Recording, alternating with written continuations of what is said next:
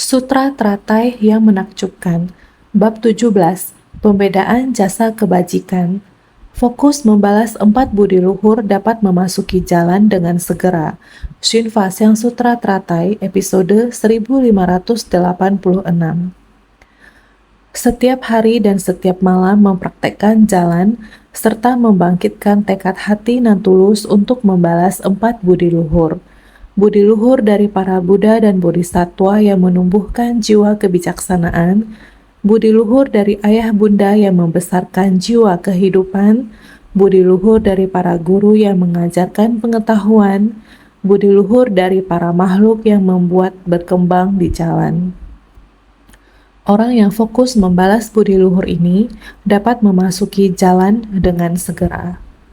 Bersungguh hatilah untuk memahaminya. Setiap hari, siang dan malam, di dalam 24 jam, kita seharusnya senantiasa untuk memikirkan balas budi. Batin hendaknya tulus. Terdapat 4 jenis budi. Hendaknya di dalam batin kita senantiasa berpikir bagaimana cara untuk membalas budi. 4 budi ini adalah budi luhur dari para Buddha dan Bodhisattva yang menumbuhkan jiwa kebijaksanaan, budi luhur dari ayah bunda yang membesarkan jiwa kehidupan, budi luhur dari para guru yang mengajarkan pengetahuan, budi luhur dari para makhluk yang membuat berkembang di jalan.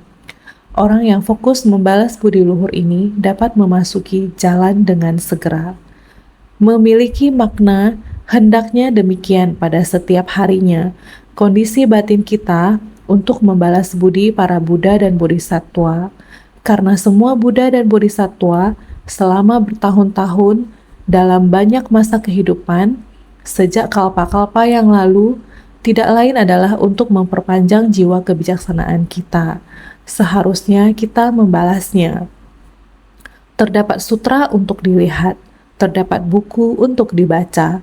Bukankah ini semua berkat budi kebijaksanaan dari semua Buddha dan Bodhisattva? Prinsip dan sutra. Di dalam buku sutra, isinya tidak lain adalah prinsip-prinsip yang mengajarkan kita. Semuanya mampu mengajari kita melakukan praktek dalam tindak nyata berdasarkan jalan dan kebajikan tersebut. Tidak luput dari budi semua Buddha dan Bodhisattva yang telah memperpanjang kehidupan kebijaksanaan kita. Oleh karena itu, kita hendaknya senantiasa menggunakan hati yang penuh rasa bersyukur untuk membalasnya. Bagaimana dengan ayah bunda? Melahirkan kita, melahirkan tubuh jasmani kita, memelihara kita, menumbuhkan jiwa kebijaksanaan kita, melahirkan tubuh kita, memelihara jiwa kita, membuat kita tumbuh dewasa, membuat kita merasakan ini adalah budi dari orang tua yang telah melahirkan dan memelihara kita. Kita mempunyai tubuh jasmani ini, kita harus berterima kasih.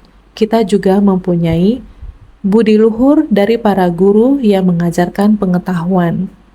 Kita bisa mengetahui sangat banyak prinsip dari kecil terus hingga sekarang, dari etika dan prinsip yang kita pelajari hingga sekarang mendengarkan Buddha Dharma. Semua proses ini tidak lain adalah ajaran dari para guru, agar kita mengetahui dan memahaminya. Ini yang disebut dengan budi luhur pengetahuan. Karena kita mampu untuk memiliki perjalanan yang begitu mulus sebagai manusia. Selain rasa bersyukur, kita juga harus mengetahui budi luhur dari para makhluk yang membuat berkembang di jalan. Saya sering memberitahu Anda semua untuk masuk ke tengah orang banyak yang di dalamnya banyak keberagaman. Kondisi hidup di tengah sosial masyarakat. Meskipun sangat banyak kerisauan batin serta kerumitan, sebenarnya di tengah kerisauan batin dan di tengah kerumitan membuat kita menghayati sangat banyak prinsip yang ada di dunia. Kebenaran serta yang bertentangan, yang benar dan yang tidak benar, untuk membuat kita tahu bagaimana membedakan yang mana merupakan kebenaran serta perihal yang tidak benar. Bagaimana cara kita membedakannya, yakni pada kerumunan orang banyak, semuanya dapat kita pelajari. Perihal yang kita pelajari ketika kita menyaksikan adalah sebagai perihal yang benar. Bagaimana cara untuk melakukannya dengan benar? Pada saat memberi manfaat pada orang banyak, ini merupakan suri tauladan bagi kita. Kita juga dapat melihat sebersit perbedaan niat, membuat ribuan kesalahan, menyebabkan kesalahan pada setiap langkah orang banyak. Orang-orang mengkritiknya. Berapa banyak kritikan terhadap orang yang memiliki sifat demikian?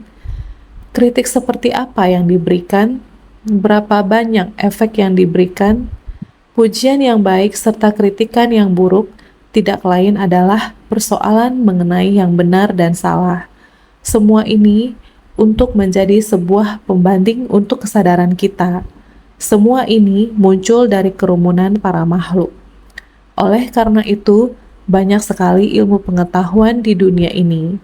Artinya, banyak sekali hal yang diketahui dan dipahami karena banyaknya hal yang kompleks, sehingga membuat kita mengetahui bahwa kehidupan tidaklah kekal. Banyak sekali keserakahan, kebencian, dan kebodohan yang membuat batin orang-orang menjadi keliru. Kita baru dapat memupuk begitu banyak orang menyebarkan dharma untuk membimbing mereka keluar dari kehidupan yang kacau. Oleh karena itu, senantiasa dikatakan para makhluk merupakan tempat pelatihan bodhisattva. Maka kita wajib bersyukur. Buddha memberi kita sebuah jalan untuk mengembangkan pengetahuan kita, juga membasahi jiwa kebijaksanaan kita. Selama kita sangat bersungguh hati, bersungguh-sungguh menapaki jalan ini, mendapatkan nutrisi dari mempraktekkan 6 paramita dan segala prakteknya, maka kita bisa berhasil menjadi bodhisattva di antara para makhluk. Oleh itu, kita harus bersyukur budi luhur dari para makhluk yang membuat berkembang di jalan. Jika bukan karena makhluk yang banyak sekali, bagaimana kita dapat hidup pada arah yang benar dalam kehidupan? Kita harus sangat bersyukur. Nilai kehidupan terletak pada kekeruhan. Di dalamnya membangkitkan sifat hakiki tatata. Maka kita harus senantiasa memiliki hati penuh syukur. Bukan hanya berterima kasih kepada Buddha dan Bodhisattva, bukan hanya terhadap budi luhur ayah bunda dan budi luhur para guru, mendapatkan pengajaran yang sesungguhnya adalah di dalam kumpulan para makhluk. Memberi kita banyak pelajaran, membuat kita mengerti perbandingan antara benar dan salah yang ekstrim. Sehingga kita dapat memahami dengan jelas. Maka kita juga harus bersyukur orang yang fokus membalas budi luhur ini dapat memasuki jalan dengan segera. Segera maksudnya adalah dengan cepat. Sangat cepat. Apabila bisa memahami kondisi ini, membalas budi dari 4 budi, memahami prinsip kebenaran ini, maka 6 paramita kita dan laksa prakteknya akan sempurna. Inilah yang disebut sebagai alam manusia. Diumpamakan bodhisattva berada di dunia ini, dimulai dari memiliki budi kebajikan kepada para makhluk. Karena artinya para bodhisattva terlebih dahulu menanamkan budi kebajikan secara meluas kepada para makhluk. Bodhisattva terlebih dahulu bersumbangsi, terus-menerus bersumbangsi tanpa pamrih di dunia, seperti orang tua dan guru kita. Menyayangi anak-anak adalah tanpa syarat, secara alamiah. Bodhisattva sebagai guru juga sebagai ayah, sehingga disebut dengan guru. Para Buddha dan Bodhisattva sebagai guru mewariskan prinsip kebenaran dari para Buddha dan Bodhisattva. Jiwa kebijaksanaan, tubuh Dharma atau Dharmakaya, sehingga jiwa kebijaksanaan dari tubuh Dharma ini bertumbuh dan berkembang tanpa henti di dunia. Seperti inilah Sebagian orang bersedia untuk mengevaluasi prinsip kebenaran ini.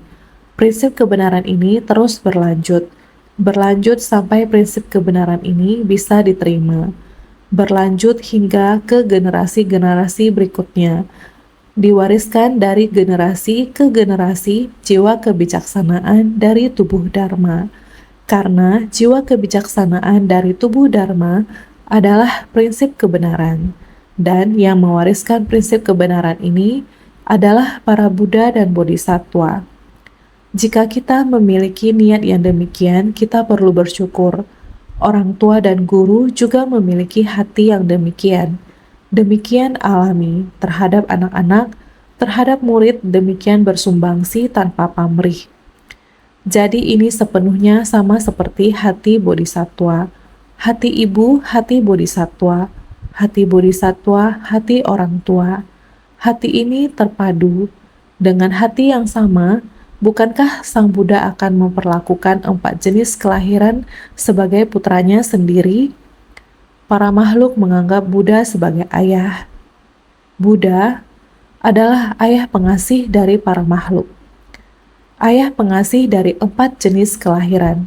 Bukankah begitu? Memperlakukan 4 jenis kelahiran sebagai putranya sendiri. Juga sama seperti hati orang tua. Inilah bodhisattva.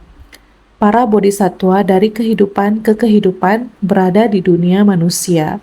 Bukan orang tua dalam satu kehidupan saja.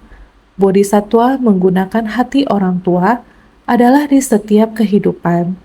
Jadi, para bodhisattva terlebih dahulu menanamkan budi kebajikan secara meluas kepada para makhluk, mendermakan harta benda.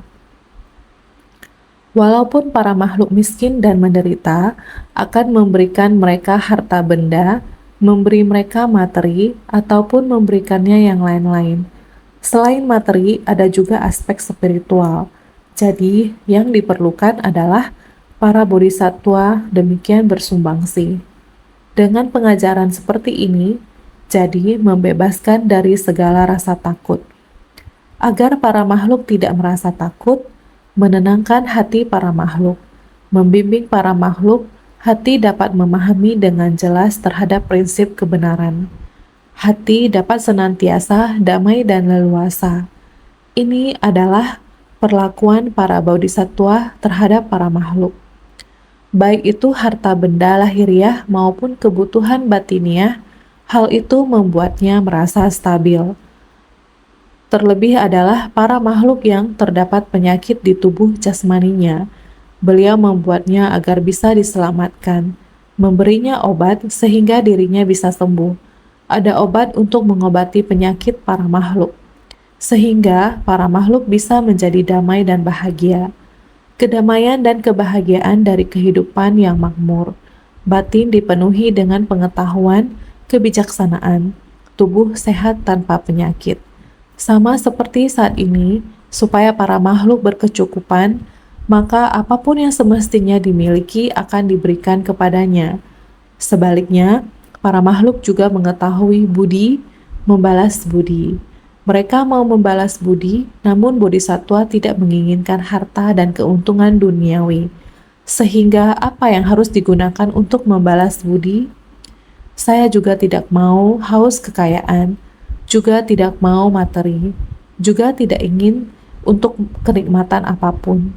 Maka kamu harus menggunakan apa untuk membalas budinya? Seperti inilah hati bodhisattva.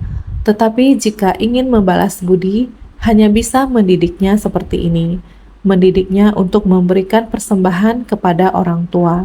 Harus tahu bagaimana berbakti. Prinsip hidup sebagai manusia, kesalahan adalah yang utama. Dari kecil mendidik mereka untuk tahu membalas budi orang tua. Harus berterima kasih kepada orang tua. Bahkan harus mendidik mereka. Mendidik semua makhluk untuk tahu bagaimana mencintai hidup.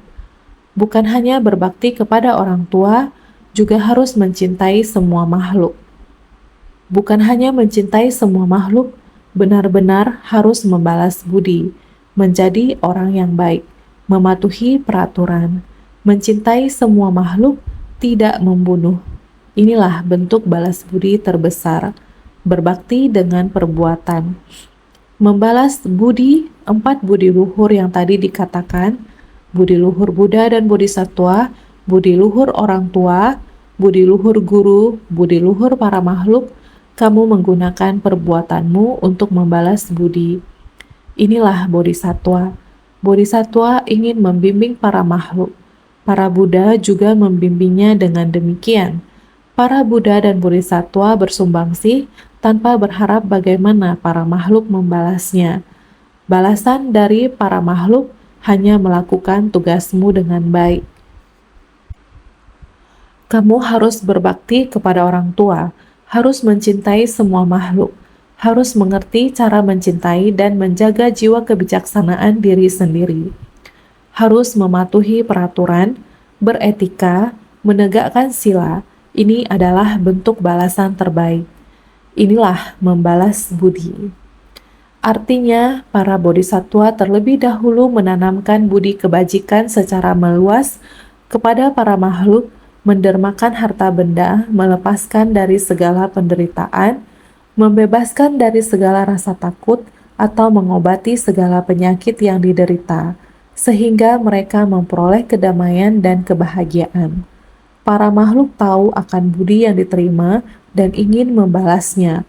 Akan tetapi, para bodhisattva tidak mengharapkan harta dan keuntungan duniawi dari mereka, melainkan mengajarkan pada para makhluk agar memberi persembahan kepada ayah bunda, melindungi kehidupan dan mematuhi sila larangan.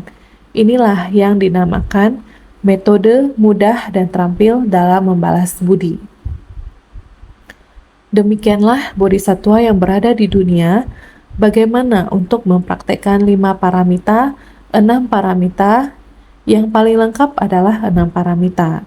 Bodhisattva, orang yang mempelajari jalan bodhisattva, tidak bisa terpisahkan dari 5 paramita, 6 paramita. Yang paling penting adalah yang keenam, yakni kebijaksanaan.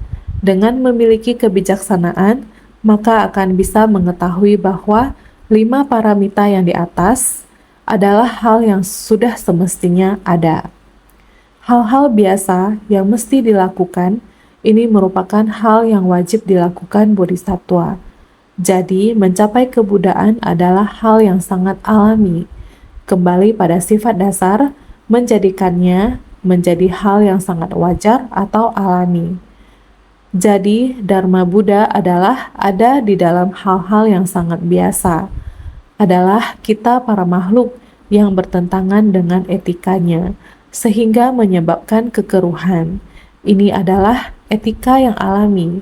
Kita sebagai makhluk hidup melawannya, bertentangan dengan etika yang sangat alami, konsep pemikiran, sehingga tindakannya adalah memberontaknya, yang menjadikan dunia menjadi begitu kacau. Ini membuat para bodhisattva mesti lebih bekerja keras lagi dari bertentangan mengubahnya menjadi menaati. Benar, mengubah bertentangan, berlawanan, mengubahnya menjadi suci, benar. Dengan demikian bertolak belakang menjadi benar. Sehingga dikatakan bahwa prinsip kebenaran adalah prinsip kebenaran yang benar dan prinsip kebenaran yang bertentangan di dunia hanya ada 2 hal ini. Yang kita pelajari saat ini adalah prinsip kebenaran yang benar. Harus bagaimana untuk mendekati orang yang telah mencapai jalan, jadikan sebagai teladan untuk mengoreksi diri. Kita menapaki di jalan ini, haruslah arah yang benar. Jalan ini adalah jalan apa? Di dalam kerumunan orang banyak meluruskan arah ini. Janganlah mengacaukannya. Ini sangatlah penting. Di antara langit dan bumi yang dibutuhkan adalah menapakinya dengan jalan seperti ini. Semua ini adalah sama bagi semua makhluk. Sering dikatakan, semua makhluk hidup memiliki sifat hakiki kebudaan. Melihat sebuah berita, sebuah peristiwa yang terjadi pada tahun 2004, sebuah cerita yang sangat menyentuh dari peristiwa tsunami di Asia Selatan, yaitu ada sebuah keluarga kecil dari Inggris, pasangan suami istri, Seorang ibu bernama Samantha, ayah tiri bernama Eddie, yang membawa putri mereka yang berusia 8 tahun yang bernama Amber Owen ke Thailand, Pulau Phuket untuk berlibur. Ketika mereka berada di tempat itu, mereka memilih sebuah hotel di tepi pantai yang sangat elegan. Lingkungan yang indah di tepi pantai, mereka berlibur di sana. Gadis ini berusia 8 tahun. Dia sangat menyukai gajah-gajah di sana. Dia merasa mereka sangat jinak. Selama liburan mereka sering mengunjungi tempat pemeliharaan gajah yang tidak jauh dari hotel mereka. Ada sebuah tempat pemeliharaan gajah yang menawarkan tur naik gajah kepada wisatawan. Gadis ini sangat menyukai seekor gajah yang sangat muda yang baru berusia 4 tahun bernama Ning Nong. Selama liburan, dia sering pergi untuk menemani gajah itu. Gajah dan gadis itu menjadi sangat akrab. Gajah itu sering menepuki bahunya dengan belalainya, agar gadis kecil itu dapat duduk di atas punggungnya untuk bersantai. Suatu hari, ketika mereka berada di pantai, tiba-tiba di tempat itu mereka berjalan semakin jauh. Pawang gajah terus memanggilnya untuk kembali kepada kelompoknya, kembali kepada kawanan gajah. Gajah ini biasanya berperilaku sangat patuh, namun dia tampak berperilaku aneh hari itu. Gajah itu meninggalkan pantai itu dan terus berjalan menjauh. Tiba-tiba terlihat lautan ini mulai ada gelombang, terus mendekat. Tepi laut sangat banyak orang. Gajah ini terus mengarah jauh dari pinggir laut. Dengan langkah yang cepat, tiba-tiba satu gelombang ombak datang. Berdasarkan analisa selanjutnya, gelombang ini tingginya lebih dari 10 meter. Adalah gelombang ombak yang sangat besar. Keseluruhannya tumpah ke bawah. Gajah ini juga sudah melangkah dengan cepat. Demikian sudah menjauh dari pinggiran pantai. Ada jarak tertentu, satu suara yang keras, juga air yang besar, juga sama demikian menggulung kemari. Gajah ini masih menginjak. Gelombang air laut ini bergerak maju. Gadis ini menoleh ke belakang melihat ombak telah surut. Pinggir laut sudah tidak ada orang. Orang sudah ikut di bawah gelombang laut pergi. Pinggir laut sudah tidak ada orang. Terlihat beberapa pohon sekitarnya juga sudah tumbang. Pemandangan berubah seketika. Gajah ini tidak berhenti, masih terus maju ke depan, melangkah sampai ke atas bukit kecil, bukit pasir, terus berjalan, jalan sampai ada batu yang bisa menahan air laut. Tempat tembok batu itu, gajah itu baru berhenti, supaya gadis kecil ini bisa memanjat ke dinding batu yang aman. Saat itu orang tua gadis ini sudah sangat panik. Mencari berlari, baru nampak gadis ini sudah aman dan selamat. Sangat bersyukur, demikian menghindar dari satu bencana. Kisah ini tersebar pada saat itu, sampai pada tahun 2016, seorang penulis menuliskan kisah ini menjadi sebuah cerita dan mementaskannya di panggung drama London. Anak perempuan ini, setelah mengetahui informasi ini datang ke teaser tersebut untuk bertemu dengan penulis cerita, datang untuk bertemu secara langsung, datang untuk menyaksikan kisahnya dan menceritakan kembali kisah yang sudah terjadi di masa lampau. Mengingat kembali kejadian saat itu, memikirkan bahwa bagaimana kehidupan dapat berubah secepat ini. Kehidupan tidak kekal. Saat membicarakan binatang dan manusia, apa bedanya manusia dan binatang? Binatang, seekor gajah bisa sangat sensitif. Mereka dapat merasakan perubahan dari laut. Sebenarnya, bagaimana ekosistem laut? Manusia tidak bisa merasakan, namun binatang bisa merasakannya dan bisa memahami cepat-cepat membawa anak perempuan ini dan meninggalkan tempat itu. Cepat-cepat meninggalkan tempat itu. Apabila tidak, saat ombak besar itu datang, anak perempuan itu juga tidak akan terselamatkan, hanyut di bawah ombak. Inilah ketidakkekalan dalam kehidupan ini, dan keajaiban yang terjadi di kehidupan ini. Dan juga segala sesuatu di dunia ini memiliki sifat hakiki kebudaan. Mari kita lihat, semua makhluk memiliki sifat hakiki yang demikian adanya. Seperti gajah adalah salah satu bagian dari alam semesta, sehingga kondisi kehidupan gajah adalah bagian dari alam semesta. Gajah memiliki sifat alami yang sensitif. Oleh karena itu, kita hendaknya mempercayai Buddha mengajari kita untuk kembali ke sifat alami atau asli atau hakiki kita. Sifat hakiki yang demikian adanya ada di sini. Sehingga ketika orang mendengarkan cerita ini sangat mengharukan. Juga memiliki makna para makhluk memiliki sifat kebudaan. Maka dari itu, Bodhisattva membimbing kita untuk melindungi kehidupan. Tidak hanya mencintai manusia, kita juga harus melindungi semua kondisi kehidupan. Semua kehidupan, baik yang berperasaan ataupun yang tidak berperasaan, kondisi kehidupan ini harus kita lindungi semuanya. Inilah bagaimana Bodhisattva bersumbangsi, tanpa mengharapkan balasan apapun, hanya untuk mengajari kita mengikuti alam dunia. Kita harus memahami bagaimana menjadi manusia yang baik, dimulai dari hati yang tahu berterima kasih. Inilah pria atau wanita berbudi yang sebenarnya. Inilah Bodhisattva.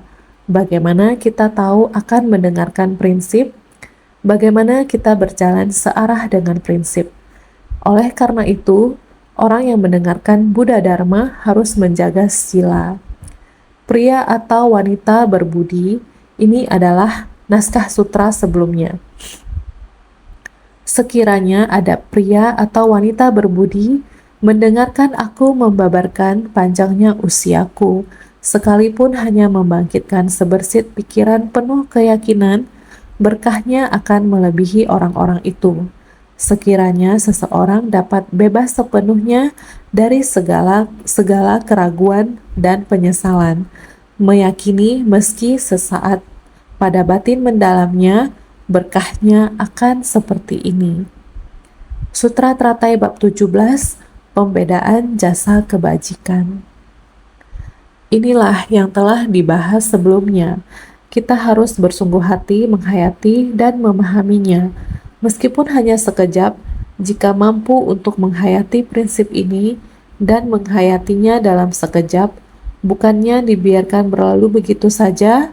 Penghayatan yang sekejap, pemahaman sekejap adalah sesuatu yang harus kita pegang sepanjang masa. Ketika kita tiba-tiba menyadari sesuatu, kita harus memegangnya dengan teguh dalam jangka panjang. Naskah sutra berikutnya mengatakan, ada pula para bodhisattva selama kalpa tak terhingga telah mempraktekkan jalan. Ketika mendengar aku membabarkan tentang panjangnya usiaku, semua dapat meyakini dan menerimanya. Mereka sekalian menerima sutra ini dengan posisi tangan di atas kepala, seraya berikrar, semoga kami mendapatkan usia panjang di masa mendatang untuk menuntun semua makhluk. Sutra Teratai bab 17, pembedaan jasa kebajikan. Kita harus bersungguh hati pada bagian pembuka naskah sutra ini, yakni ada pula para bodhisattva yang tak terhitung jumlahnya.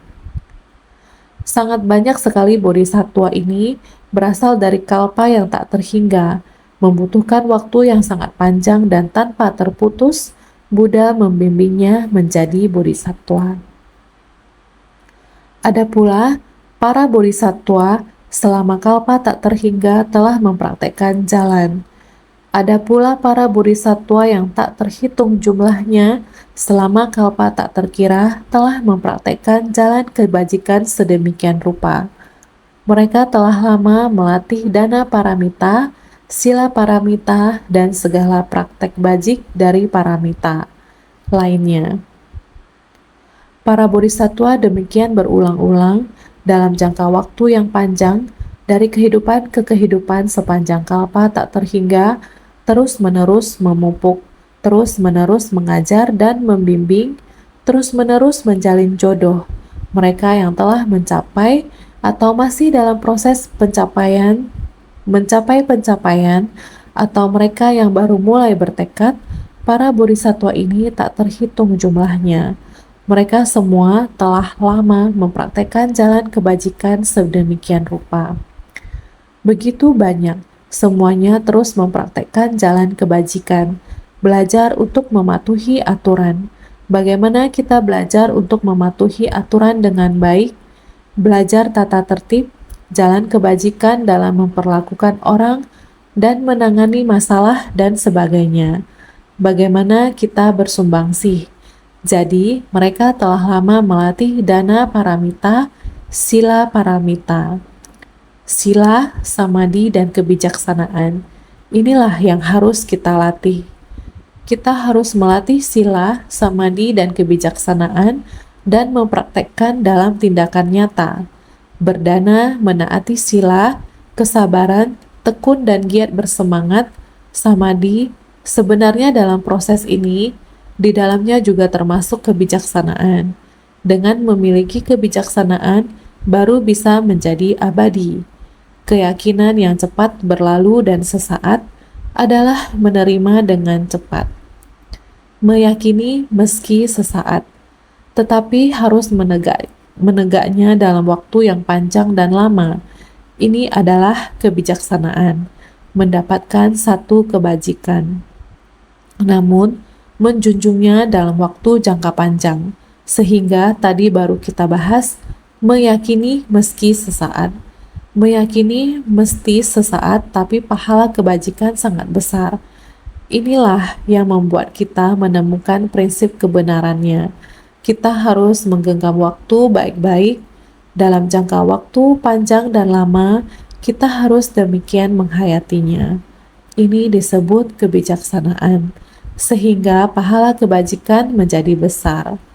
Mereka telah lama melatih dana paramita, sila paramita, berderma, menegakkan sila, kesabaran, upaya bersemangat, konsentrasi, dan lain-lain. Ini merupakan segala praktek bajik dari paramita lainnya. 5 paramita atau paramita prajna. Sebenarnya paramita prajna ada di tengah-tengah 5 paramita. Jika kita tidak cukup jelas, tidak terdapat kebijaksanaan di dalamnya, batin kita tidak dapat menentukan arah. Maka kita akan mudah membangkitkan tekad, tetapi sulit mempertahankannya. Sulit mempertahankannya karena kekurangan prajna. Maka dibuat pengelompokan 5 paramita. Dengan prajna paramita tersendiri, setiap orang dari kita semuanya memiliki batin yang bajik, namun belum tentu memiliki kebijaksanaan. Maka orang yang berhati baik lebih banyak, akan tetapi orang yang memiliki hati yang baik dan kebijaksanaan secara paralel sangat sedikit. Sebenarnya setiap orang pada dasarnya memilikinya, hanya saja karena tabiat kita lebih mudah memupuk akar kebajikan, tetapi kebijaksanaan selalu tumbuh secara perlahan-lahan. Ini seperti orang bersedia melakukan pelepasan kehidupan. Namun jika diminta untuk berhenti memakan daging, akan berubah perlahan-lahan. Pelepasan kehidupan dan memakan daging sebenarnya berapa banyak perbedaannya? Ini karena terjebak oleh pemikiran sendiri. Pikirannya tidak terbuka, masih ada nafsu keserakahan di mulut, serakah terhadap nafsu mulut, kepuasan nafsu mulut yang hanya beberapa detik ini, tidak sanggup diubah, tidak bisa berhenti makan daging. Maka para Buddha dan Bodhisattva mengingatkan kita untuk menjaga sila. Namun mungkin saja terhadap nafsu mulut yang kecil ini saja tidak mampu dilakukan. Maka dikatakan untuk membina diri sangatlah sulit. Membangkitkan kebijaksanaan juga sulit. Prinsip kebenaran ini hanyalah demikian, sangat sederhana, dan mereka gagal melakukan hal yang sederhana. Demikianlah para makhluk, pikiran mereka keliru. Maka Ketika mendengar aku membabarkan tentang panjangnya usiaku, semua dapat meyakini dan menerimanya. Mereka memiliki kapasitas unggul dan tajam, serta telah lama menanam jalinan jodoh baik. Sekarang mendengar Buddha membabarkan tentang panjangnya usianya, mereka dapat meyakini dan menerimanya, memahami secara mendalam kalau jiwa kebijaksanaan adalah langgeng adanya, jadi mereka adalah orang-orang yang memiliki kebijaksanaan. Jika pria dan wanita berbudi mendengar Buddha menjelaskan usia yang tidak terhingga, bab sebelumnya yang kita pelajari adalah panjang usia. Prinsip dari panjang usia Maitreya bersama banyak bodhisattva sangat khawatir terhadap Buddha yang telah memiliki kondisi bahwa beliau akan segera memasuki parinirwana. Sehingga semua orang khawatir usia Buddha telah mendekati 80 tahun. Dikarenakan pada waktu itu, Sutra Teratai baru dibabarkan hingga tahap tersebut, sehingga semuanya khawatir dan menanyakan kepada Buddha, Buddha, panjang usia ini tetapi panjang usia, bagaimana Anda memiliki cara untuk menyelamatkan begitu banyak orang? Bodhisattva yang begitu banyak jumlahnya menanyakan panjang usia Sang Buddha, mengerti maksud dari Maitreya yang memimpin para bodhisattva untuk menanyakan panjang usia. Berapa sebenarnya panjang usia ini? Maka Buddha menjelaskan usia dan jiwa kebijaksanaan, tubuh dharma, tubuh perubahan, serta tubuh kenikmatan yang kita miliki. Buddha Dharma dan prinsip di dunia, berapa banyak di dunia, panjang usia Buddha adalah berada di dunia. Inilah pencerahan, panjang usia dari yang tercerahkan. Tercerahkan adalah prinsip. Berapa panjang waktu dari prinsip, berapa banyak yang diketahui para makhluk, sepanjang itulah prinsip.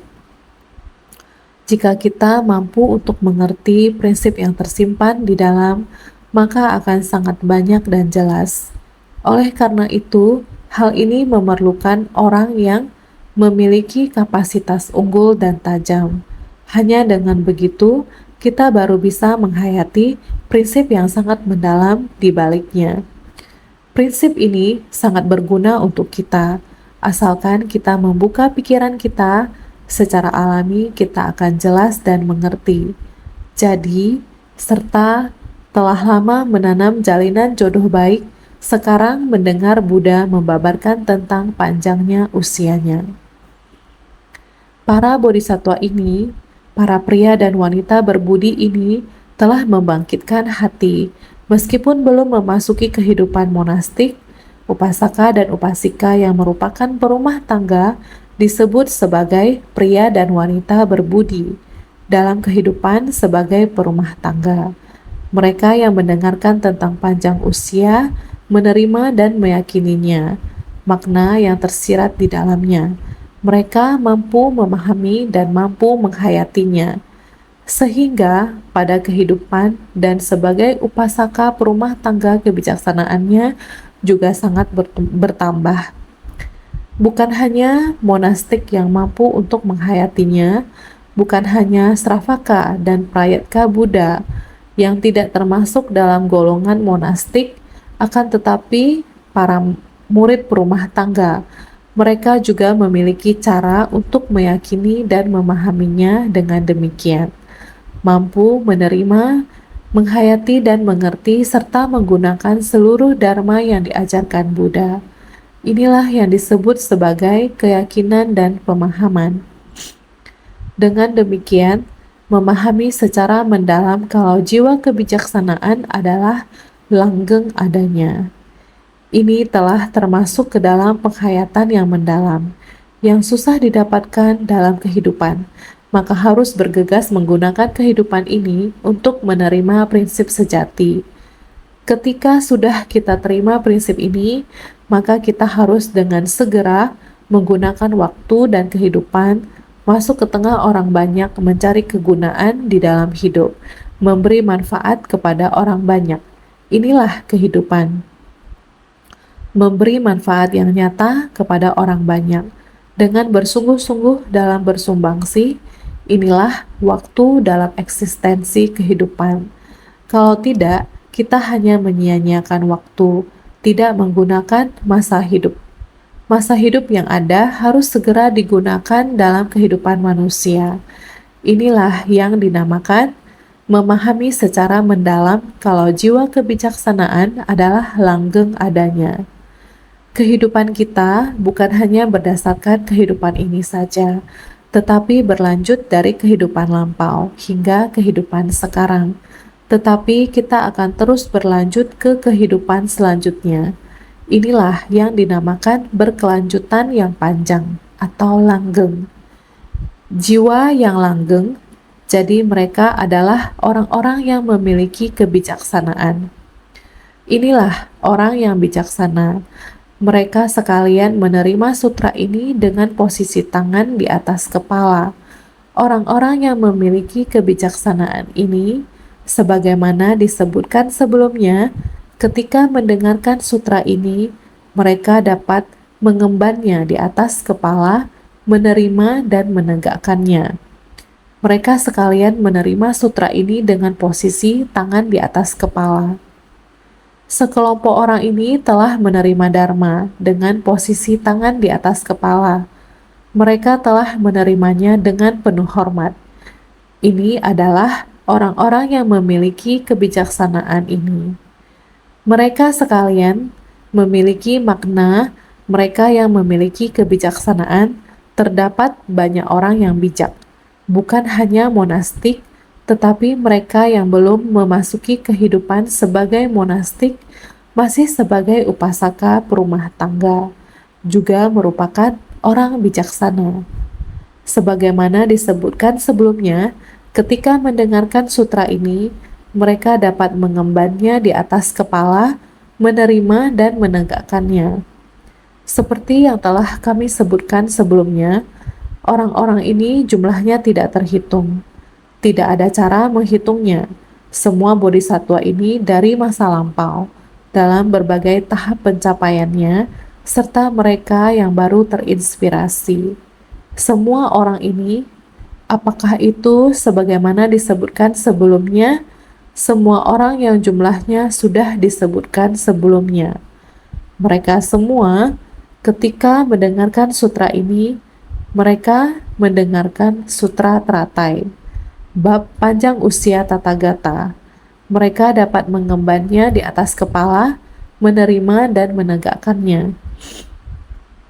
Mereka semua mampu menerima prinsip-prinsip ini dan mengingatnya dalam hati.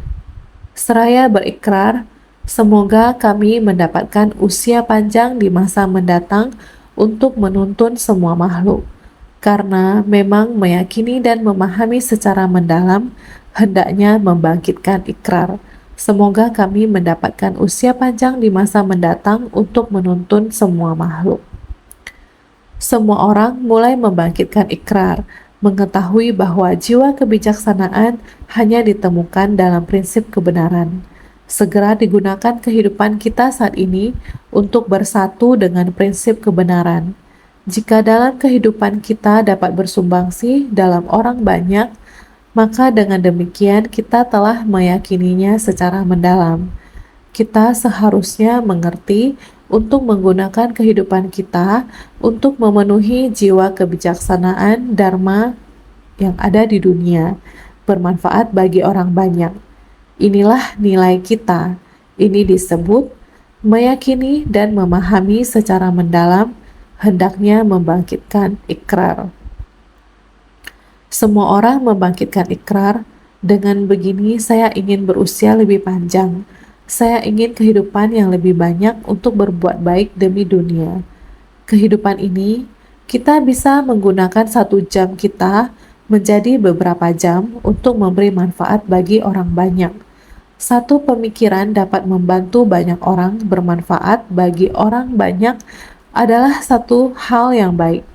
Baik menggunakan akal maupun tenaga, asalkan kita membangkitkannya maka itu adalah suatu kehidupan yang sangat berharga. Sedikit saja sudah bisa membangkitkan banyak hal dan berdampak bagi orang banyak. Merenungkan dengan pikiran jernih. Teladan, kita bisa berbuat hal yang baik di dunia, merenungkan dengan pikiran jernih supaya orang tahu teladan yang baik untuk mengajarkan orang-orang. Jika bisa demikian, inilah artinya bermanfaat. Setiap menit kehidupan itu sangat bernilai. Inilah namanya membangkitkan ikrar. Semoga kami mendapatkan usia panjang di masa mendatang untuk menuntun semua makhluk. Inilah masa mendatang kehidupan ini untuk segera menuntun semua makhluk.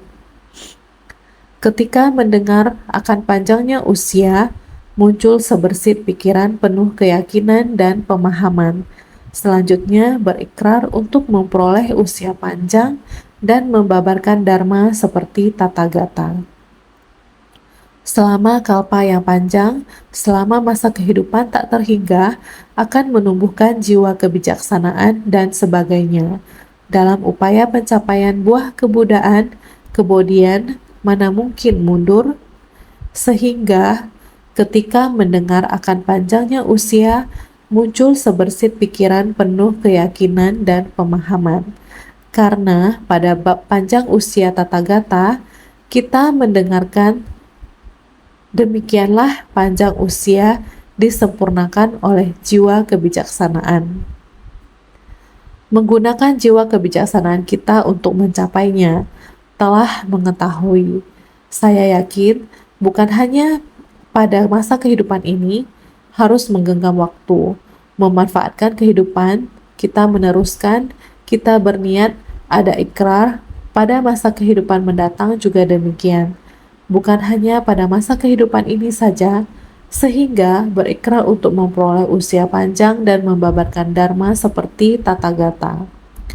Usia juga sama seperti yang Buddha sampaikan, yaitu menyatu dengan lamanya jiwa kebijaksanaan. Kalpa jangka panjang, waktu yang lama, kehidupan tak terhingga. Menumbuhkan jiwa kebijaksanaan dalam waktu yang lama dan lainnya. Dari masa ke masa kehidupan, kita harus terjun ke masyarakat. Di tengah masyarakat merupakan sebuah jalan bodhisattva, karena bodhisattva melatih diri di tengah masyarakat. Ini merupakan lahan pelatihan bodhisattva. Sehingga selama kalpa yang panjang, selama masa kehidupan tak terhingga, harus menumbuhkan jiwa kebijaksanaan. Dari masa ke masa kehidupan harus berada di tengah masyarakat untuk menumbuhkan jiwa kebijaksanaan kita. Sehingga dalam upaya pencapaian buah kebudaan, kemudian mana mungkin mundur. Kita berikrar untuk mempelajari ajaran Buddha, kita harus mencapai kebudaan. Jika tidak mencapai kebudaan, kita mana mungkin mundur. Sehingga kita harus berikrar, semoga kami. Mereka membangkitkan ikrar penuh kewelas asihan. Kita harus berikrar, semoga kami. Mereka membangkitkan ikrar penuh kewelas asihan. Semoga kami di masa mendatang terus-menerus membangun ikrar agung, mengemban sutra di atas kepala, menerima, menegakkan, dan menyebarkan sutra, mampu membimbing diri sendiri dan menuntun orang lain. Kita harus berikrar, dari masa ke masa kehidupan harus bisa berikrar, bukan hanya untuk masa kehidupan ini, sehingga terus-menerus membangun ikrar agung dalam waktu yang lama. Kita memiliki ikrar yang sama, tidak mundur, sehingga mengemban sutra di atas kepala, menerima, menegakkan, dan menyebarkan sutra, mampu membimbing diri sendiri dan menuntun orang lain. Ini dinamakan mengemban sutra di atas kepala. Kita harus bersungguh hati memahami di dunia inilah proses waktu berjalan. Kita seharusnya menggenggam saat ini, berharap semua orang senantiasa lebih bersungguh hati.